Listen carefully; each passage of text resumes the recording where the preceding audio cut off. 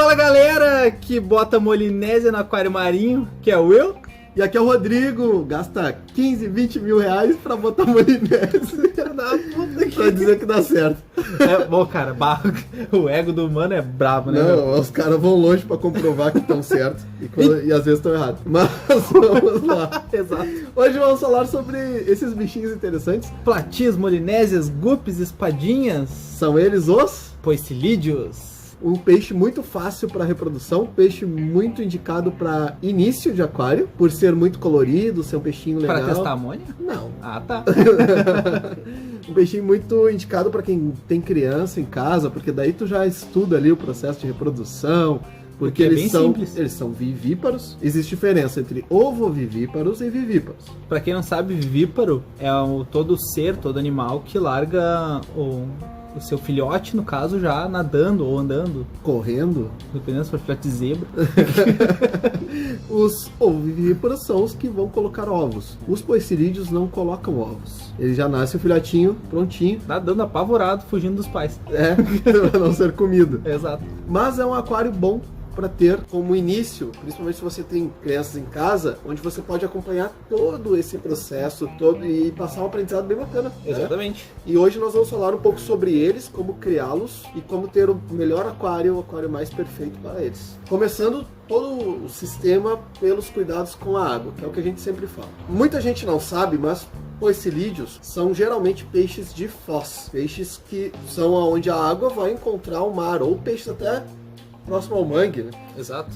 Onde isso requer uma certa salinidade. E sempre que a gente fala de salinidade, são minérios, não sal grosso, pelo amor de Deus. São minerais que estão ali dentro. E não só sódio, não é sal grosso. Não é sal pirata que tu vai tocar lá dentro do aquário, tá bom? Sal cisne. Não, pelo amor de Deus. Isso aí é só pra temperar o aquário, né? Quando o peixe já tá na finaleira, né? É pra fazer a sopa. Caso contrário, existem sais específicos para o peixe. Existem sais que tu vai usar para subir a salinidade, os minérios específicos que ele necessita. Muita gente, neste caso, sim, usa sal marinho, sal de aquário marinho, né? Os Red Sea, Salinity, enfim. Exato. Para subir um pouco a salinidade, porque como é uma água ali de foz que ela encontra o mar, tu tem essa salinidade marinha, um pouco, né? Sim, essa salinidade marinha. Então tu consegue usar sal marinho. Mas existem produtos específicos para essa salinidade, como o Siquem Brackish. O brackish salt deles é próprio para poecilídeos mesmo. E uma coisa interessante é que poecilídeos, se tu não tem eles no aquário com a salinidade correta, ele vai te demonstrar isso com uma curvatura na coluna. Uma curvatura na coluna. Principalmente, né? Ou ele vai ficar lá em cima paradinho, meio que se debatendo, assim. Tentando puxar. Tremendo, né? Exato. Ou lá no fundo também, paradinho. A nadadeira colada. Isso se chama choque osmótico. Choque osmótico é uma coisa particular dessas espécies que vêm de água salobra e são colocadas em água quase nula de sal, onde ele está perdendo os sais do corpo dele e ele não está recebendo os sais que ele precisa para sobreviver. Ele já consumiu o que ele precisava para o metabolismo e agora ele não tem de onde tirar. E isso acaba sendo estressante para o próprio metabolismo dele. Então, quem já teve guppy, lebiste, enfim, como tu queira chamá-lo, você já viu isso no seu aquário ali, pode ter certeza que um dos processos é a falta de salinidade. Plati, molinésia, espada, mesma história. Exato. Então, vamos começar agora. Digamos que tu já regulou os parâmetros da água para receber os teus primeiros poecilídeos ali. Que a questão importante também é o pH deles. Tu precisaria ter um pH, geralmente é mais alcalino. Claro, tu tem aquela variação entre 7,2, dependendo da espécie, até 7,8, 8,2, como é o caso de algumas molinésias. Mas vamos agora direto pro primeiro deles, que é o mais conhecidinho. Mas aí entra a questão, por que pH alcalino? Tu já viu a água do mar ser pH ácido? Não, tanto que é 8,3 ou 8,4, né? E é uma água que, como essa água encontra o mar, ele já é uma água... Claro, já tem mais... com pH alto. Exato. E por que a gente começou com essa parte da salinidade? Porque é o maior erro que acontece. Que o pessoal geralmente não sabe. Não sabe, não tá atento, ou simplesmente esquece. Pra se comercializar poecilídeos, o ideal é tu ter isso. E agora a gente vai falar um pouco sobre eles, mas depois vai falar uma coisa sobre a composição, o que mais tu consegue ter com eles, que eu acho que é uma coisa bem interessante também a ser dito. Vamos lá então. O primeiro deles, o espadinha, aquele que tem o machinho tem a espadinha na cauda e a fêmeazinha um pouquinho maior que ele. Geralmente são vermelhinhos, aqueles que tu encontra em qualquer agropecuária, em qualquer lojinha de Ele aquário. tem como se fosse um complemento na nadadeira, né? Caudal ali. Exato. Embaixo ela se alonga. É uma espada. É uma espadinha, realmente.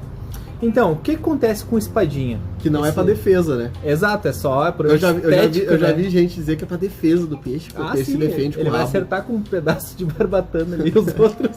Olha a minha nadadeira enquanto eu te encho de soco, né? Tipo isso. Exato. Espadinha tu encontra em várias partes do mundo, mas principalmente na América do Norte, América Central e África. Certo? Tanto que nos rios da África tem um pH um pouquinho mais baixo, entre 7,2, 7,3 ali, dependendo do rio, claro.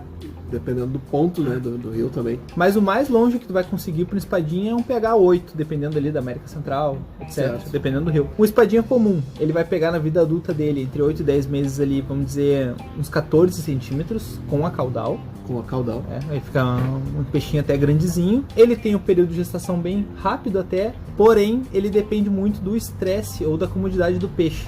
Mas vamos botar ali entre 24 e 30 dias, que é uma média. Mas claro, se o peixe está estressado, se tem muito peixe animado, vamos dizer, os dânios no aquário junto, incomodando, isso que pode já não é o ideal, que a gente pode vai falar agora. Retardar muito a gestação, chegando a casos de quase 60 dias, dependendo. E uma coisa importante, o espadinha dos poecilídeos, ele tem uma curiosidade muito legal, que é o sex reversal. Ou seja, ele pode trocar de sexo dependendo da condição. Mas somente em uma condição específica. E esta condição é que, se não houver machos no grupo, no cardume ali, uma das fêmeas vai virar um macho, para continuar perpetuando a espécie. Macho vira fêmea? Não. E ela pode voltar a virar fêmea? Com certeza não. Então, apenas a fêmea pode fazer a troca de sexo. E somente uma vez e deu uma vez na vida e ela não volta atrás. Jogou a carta coringa, não tem volta. Exatamente. Isso é interessante, porém apenas os espadas têm essa capacidade dentre os poecilídeos. Isso é um sistema que a gente vê na natureza que é bem interessante, que é um sistema de proteção da espécie. Anti-extinção. Anti-extinção da espécie. Tu vê o macho com aquela nadadeira, com essa espada, talvez, uma hipótese, não tô afirmando absolutamente nada. Talvez eles possam ser muito mais predados do que as fêmeas, e a fêmea adquiriu essa habilidade, esse tipo. Poderia ser. Tipo assim, se acabou o macho, a gente continua a espécie ainda. Exato. Tanto que os machos de espada, eles têm uma certa agressividade entre si. Eles são, entre os poecilídeos, eles começam a se degladiar, vamos dizer assim, em questão de território. Tudo esgremista, então? Exatamente, esgremistas. Cara com espada lá lutando. Que loucura. E essa é uma curiosidade muito parecida com a do peixe palhaço. Exato, os ocelares. Que os peixes palhaços, geralmente, as lojas vendem o casal. Não é assim, esse aqui é o macho, esse aqui é uma fêmea. A gente vende dois palhacinhos. Eles vendem os dois, porque um depois vai assumir o papel de macho e o outro vai assumir o papel de fêmea. Exato. Esse é o ponto. E isso é uma coisa que tu vê a natureza agindo, né? A natureza fazendo toda essa parte pra não haver essa extinção da espécie. Mas são poucas espécies, são muito poucas que fazem isso. Não é sempre proporcional ao que existe. Porra, é gigantesco, né? Senão os caras vão mandar lista pra gente, todas aqui fazem. Não, manda a lista lá que eu falo no próximo podcast. Falo nada. E aí a gente entra também agora em molinésias, platis e guppies. Guppies, né? Lebistes. As molinésias, ela tem um sistema de pH parecido, porém, geralmente onde elas são encontradas, tanto na América Central quanto na América do Sul, elas têm um pH um pouco mais alto por viver em ambientes mais salobros, geralmente. Então tu vai pegar uma molinésia num pH de 7,5 a 8,2. E aí tem um problema. Por ela aguentar essa um pouco maior salinidade em um pH mais alto, o pessoal insiste em colocá-las no aquário marinho. Já vi colocar no SAMP pra ajudar a ciclagem, aquela história pra toda. Pra comer alga filamentosa, que elas adoram, são peixes Só que aí o pessoal faz a jogada de baixar um pouco a salinidade, não deixa tão alta, baixa um pouquinho a salinidade, adiciona ela e depois retira. Já vi até platinha com armarinho. É uma merda. Durou? Não. Ficou vivo? Claro não faço a menor ideia, provavelmente não. Mas já vi.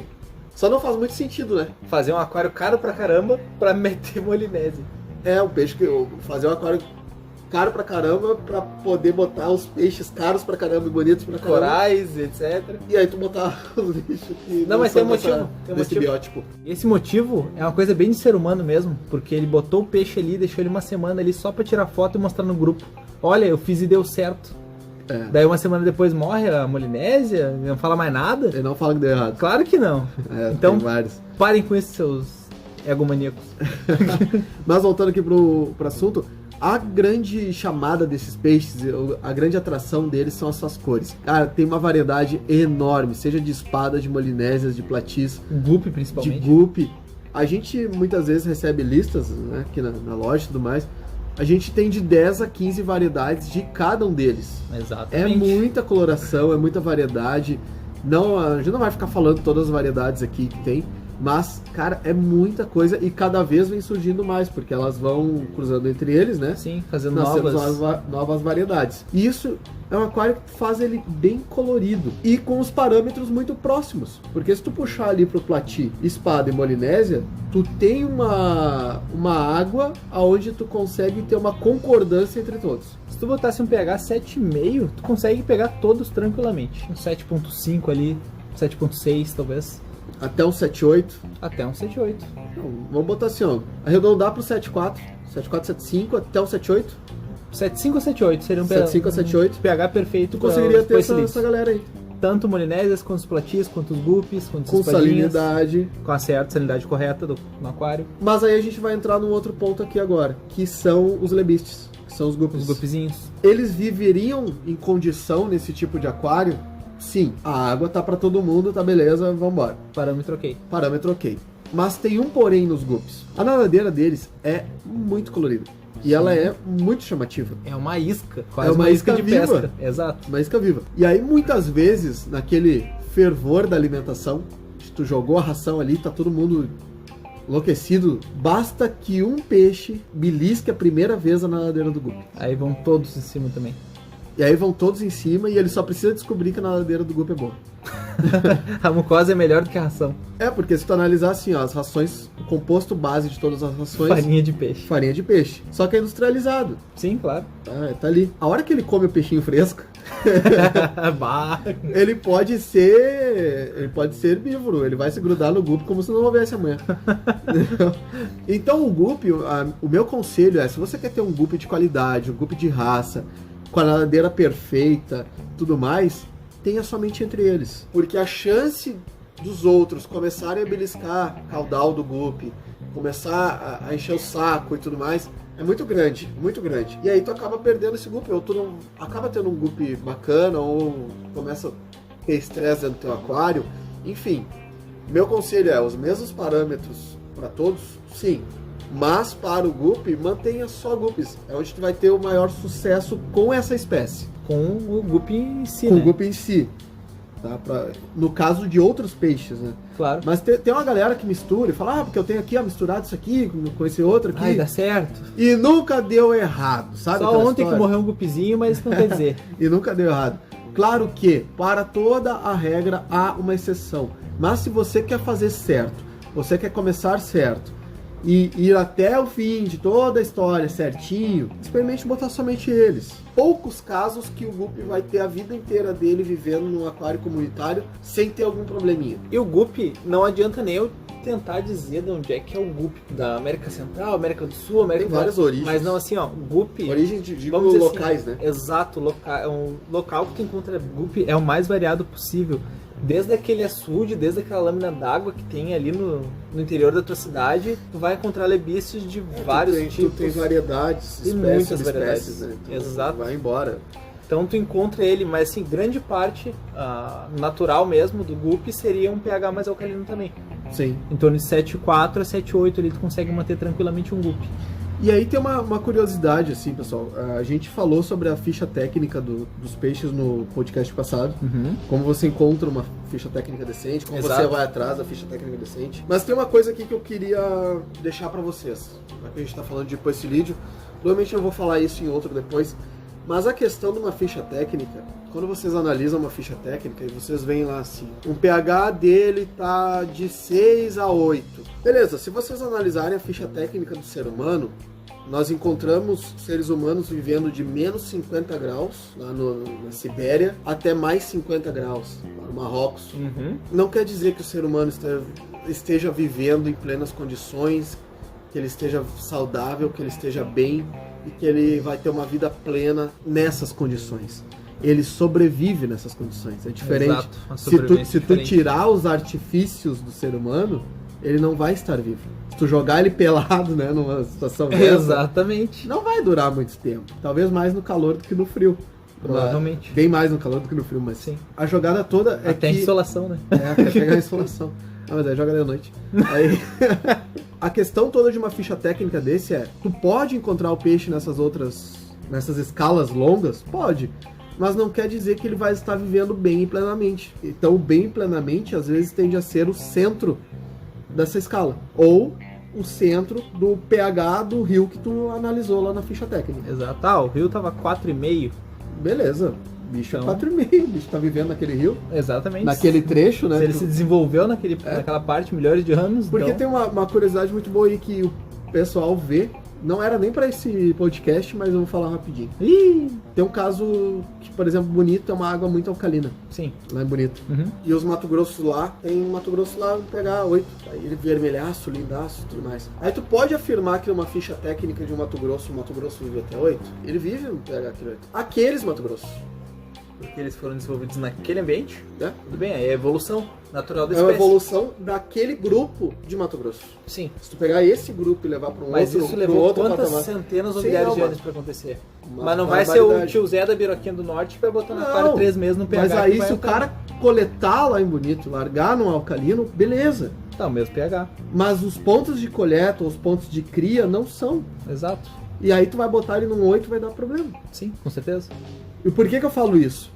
Porque eu vejo muita gente aqui de poecilídeos, de uma forma geral, espada, molinésia, platina e rebiste, que misturam com neon, Ah, isso é normal mesmo. que Por causa das misturam cores. com barbos ouro, barbos de gema, enfim, que vai misturar com paulistinha, que vai misturar, enfim, com uma infinidade de peixes. E aí puxa assim, vive no 7, ou vive no 6,5, porque lá naquele lugar onde eu comprei ele estava no 6,5. Tá lá na bateria. Né? Ou porque eu... Mas tem lebiche, tem os barrigudinhos aqui no córrego da minha casa aqui da frente aqui, eu fui medir o pH, é 6,2. Beleza? Aqueles ali estão no 6,2. Exato. Não os que tu comprou na loja. Não os que foi desenvolvido, né, para ter essa coloração. Então esse fica o alerta aqui. Não necessariamente uma espécie local, uma espécie endêmica, Sim. vai ser um parâmetro para toda a espécie. Exatamente. O que é muito errado, né? E aí a gente entra nas plantas. Ah, pois é. Os aquários plantados densamente com poecilídeos. Por que a gente entra nas plantas? Porque nós temos dois inimigos, não é bem inimigos, mas é a questão, sal e planta. Exato, são incoerências, né? Não pode ter junto. Grande parte das plantas não tolera sal. A maior parte das plantas não tolera sal. Salinidade elevada, né? Inclusive, tu quer destruir uma plantação de alguém, tu quer destruir a hortinha daquela tua tia que tu não gosta, Gildinei? Joga sal. Cara, não nasce mais nada ali. Sim. Nasce, mas não a Nasce horta, Elodéia e Cabomba, né? né? Mas, cara, tu destrói? Sim. Porque a planta, o sal, ele bloqueia. Tem explicação também, não vou falar disso agora. Mas enfim, Poxa, a gente tá aqui pra isso. eu vou falar no outro depois. Tu escuta o outro depois. Vá. Mas o sal tem plantas que simplesmente elas não vão viver com salinidade. Sim, Só que tu precisa de salinidade pra esses bichos. claro. Então, muita gente às vezes usa molinésia, platizinho pra comer as algas. Porém, essa espécie, com o tempo, ela vai começando a definhar. Claro, ela tá sem Ao- a salinidade na Ao água. longo dos anos, ela pode não ocorrer o choque osmótico, porque tu pode ter uma dureza grande. Inclusive, uma curiosidade, tá? Sabe qual é a dureza de uma espada, de uma molinésia? Ah, quando eu apertei ele é meio molezinho. A dureza da água. Ah, tá. Não sei. Pode chegar a 30. Nossa, isso é muito. Muito mesmo. Ela é Para um muito aquário alta. tá em torno de 12 no Porque limite. é a água do mar misturado lá. Sim, exato. Então tem uma dureza muito grande, tem uma Ou dureza... seja, uma grande quantidade de minerais, né? Exato. Cálcio, magnésio tá lá em cima. Uhum. E aí essa questão das plantas tu não vê aquários de competição. O primeiro ponto, tu não vê aquários de competição com poecilídeos. Certo? Por esse motivo. Segundo, quando tu vê aquários de competição e que tenham poecilídeos, pode vir a ver, eu já vi alguns, eles botam os lebistes, eles botam os guppies machos Coloração? pra tirar a foto Claro. e depois retiram. Sim. Porque tu não tem um longo prazo para essa espécie. Ela vai acabar definhando. Pode levar alguns anos, no sentido porque eles vão reproduzindo muito rápido. Sim. Mas a espécie vai definhando. Vai chegar ao ponto de não ter mais Genética nada. fraca, né? Porque não tá na água ideal. Só que esses peixes aqui tem uma outra jogada. Eles precisam de plantas, muitas vezes, Para os filhotes se esconderem. Se tu quer ter o filhote. Principalmente, né? Dos pais que vão se alimentar, dos outros peixes, enfim. E aí tem algumas plantas que a gente pode recomendar que você faça isso. Vai ter que ser. Primeira planta, plástico. A melhor. É melhor, cara. Aqueles carpetinhos de planta plástica que tu encontra não, com a telinha. Isso é ruim de se explanar depois. Não, mas é pros filhotes, né? Só lá faz o parâmetro da água, cuida do parâmetro da água, tá com as plantinhas plásticas lá e deu uma boa. Ou planta de tecido também, tem umas plantas de tecido não, boa. Por favor. Não? É que ela apodrece. Então não toca. Mas por que a gente tá dando esse conselho? Porque aí tu pode focar realmente em todo o cuidado com a água, com a filtragem, com os parâmetros da água. Agora eu vou botar planta, que aí já vai te exigir uma coisinha a mais ali, um fertilizantezinho, uma iluminação, um negocinho assim.